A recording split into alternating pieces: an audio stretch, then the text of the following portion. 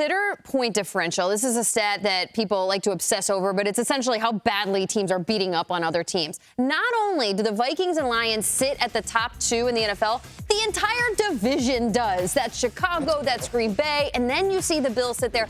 But how ridiculous is it that the NFC North has real estate at the top of the highest point differential conversation so far this season? Peter, this one is juicy. Take your first bite of Vikings-Lions ahead of this weekend. I look forward to talking about this game today, tomorrow, Friday, Saturday, and Sunday. And Monday. I cannot wait for this game.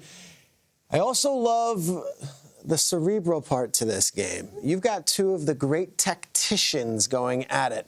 Ben Johnson's offense is a thing of beauty right now. They have now kicked the snot out of the Seahawks and the Cowboys in consecutive weeks and have done so with a flair and a style that we don't see at other offenses and we don't see on week-to-week basis. This offensive coordinator from the Lions is putting on a show every single week, and they do so with trick plays and a little bit of sizzle to their steak. We know David Montgomery is going to run the ball down their throat, and that is the hard part of that offense. Then there's the razzle-dazzle. This was to an offensive lineman. Bring that in. They had the other one to Skinner that they tried here. They did this, the hook and ladder to Penne. This is what Ben Johnson has. And you know what the thing that's scary? This is just scratching the surface of a playbook that goes deeper and deeper and deeper. He's not unveiling this in the second half. Look at that face. He's not unveiling this in the second half of a Week 6 game unless he knows he's got stuff for Week 7, Week 8, Week 9, the playoffs, and maybe, just maybe, for New Orleans in the Super Bowl. So you have him on one side, but then you got that dude in that black vest, flat-brimmed hat, black hat. Brian Flores is not here to play around. And Brian Flores probably was watching on Sunday as the Vikings were on their bye. And Brian Flores probably like, oh, is that right? You want to do some trick plays with your offensive linemen? You want to do hook and laterals? Just wait to what we have in store for Jared Goff this weekend. If I can indulge one more time, and I am sorry to everyone else in this. I know there's 18 different people on the boxes right now. Can we roll the Brian Flores sound one more time and just check the glint in his eye as he's wearing this puffy vest, flat brim hat, and he talks about fighting fire with fire because this guy, he is not taking any prisoners on Sunday. It's a talented team, really across the board. They play physical. They don't really have a lot of weaknesses. Normally you can, you watch the tape and you say, hey, we're going to attack them here. That's not really the case with this group. So really from the backs to the tight ends to the receivers to the O-line to the quarterback to the play caller, all of it is, high level. They do a really nice job. When you're up against an aggressive play caller, and I guess you'll see some of this weekend, how does that change things for a defensive coach trying to counter that? I mean, I try to fight fire with fire, That's just me. I mean, some other people are different. That is some line. That's just me. Some other people are different. Take a swig of that water and just smile. I am so here for Ben Johnson versus Brian Flores. Guys, I would love it if the game started in about 5 minutes. That's how excited I am for this one. Well, Peter, I think the way that's going to materialize on there, it would be cool to see those two go at it. But the way we're going to look at it is it's going to be the offensive line. And I'm looking at how the offensive line for Coach Johnson is going to take on the pressure of Brian Flores' defense and the way they attack. And so that's why this offensive line is going to be so critical in this, especially the way they protect. When you look at the way they bring pressure and then the way they apply, especially up front, like with the sacks, they can beat you one-on-one. They can bring some Harrison down. They can use Grinner to go ahead, beat you on the one-on-ones. This is what, and then, of course, Andrew Van Ginkel, like he makes plays everywhere on that play. But this is a team that is bringing pressure.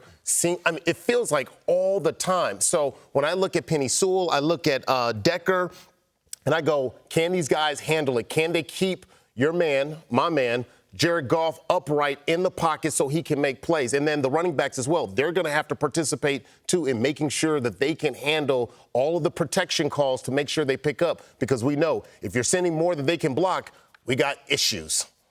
Yeah, you got some issues, but I'm going to go ahead and go to the Minnesota side of things, right, and put some respect on Mr. Sam Darnold. I know you like the Minnesota Vikings. I know you like. She's wearing purple, of course. She's always going to rock it. Subtle, Akbar. It's subtle like a bulldozer. Just like his shirt is just subtle. Undefeated. They're undefeated. Yeah, I see what you exactly. did. You see, the Sonic's been undefeated since 2008. It's all good.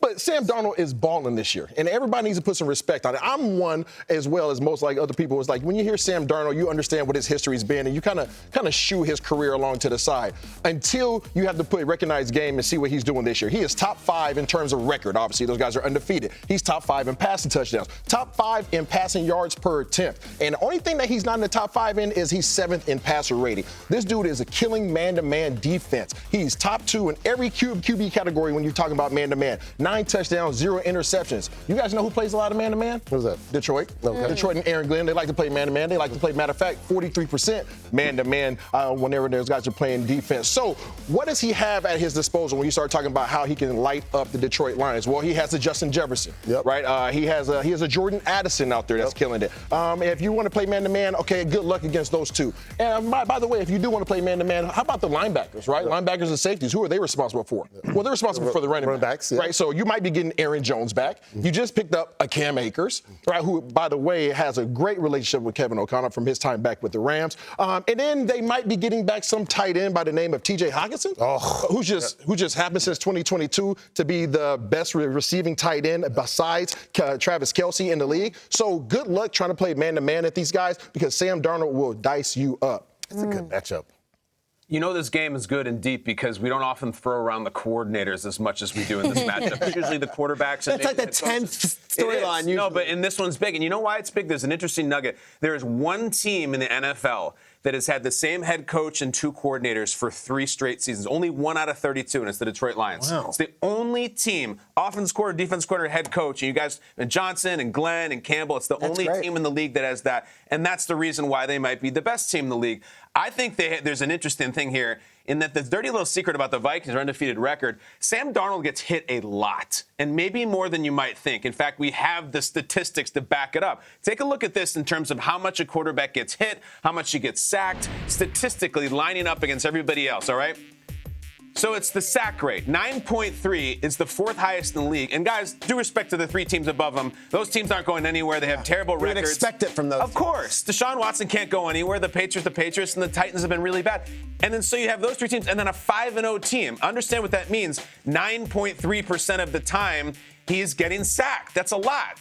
So isn't it interesting that the Lions just lost their best pass rusher? Now, normally, Aiden Hutchinson just put a napkin on, if you're fork and knife, and go get Sam Darnold. He's gone. His leg's broken. The surgery was successful. Our hearts are broken for it, and I think the Lions are in a lot of ways, too. Who is that guy who's going to step up? Because I have seen the mock-ups of everyone from Max Crosby to Sedarius Smith in Lions jerseys. I haven't heard anything coming from the Lions about going to spend some money or draft picks on a pass rusher. And Dan Campbell has said next man up about 60 times in the last 24 hours. Is it? Because if they can't touch Sam Darnold, who everyone seems to be touching with their pass rush, then maybe the Lions do have a problem. So watch the absence of Hutchinson, the blocking of the Vikings. I normally don't go interior O-line talk, but I really think this is a massive deal because if the Lions can't touch Darnold in this game, they may have bigger problems moving forward, and the Hutchinson thing looms large.